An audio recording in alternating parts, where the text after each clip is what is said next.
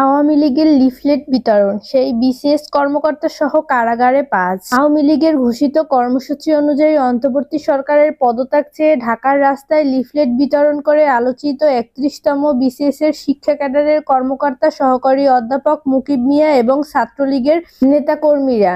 বিষয় সম্পাদক মুকিব মিয়া সহ ৫ জনকে কারাগারে পাঠিয়েছে আদালত। মুকিব মিয়া লালমনিরহাটে পাটগ্রামের সরকারি জসিমউদ্দিন কাজী আব্দুল গনি কলেজের ইংরেজি বিভাগের সরকারি অধ্যাপক। কারাগারে যাওয়ার অন্যরা হলেন কেন্দ্রীয় যুবলীগের সদস্য কাপিল হালদার সজল এবং মতিঝিল থানা যুবলীগের সদস্য কে এম সাইফুল খান এবং ফতুল্লা থানা যুবলীগের সদস্য শেখ মোহাম্মদ হাফিজ এবং নিষিদ্ধ সংগঠন হবিগঞ্জ জেলা ছাত্রলীগের সভাপতি আব্দুস সালাম লাবলু।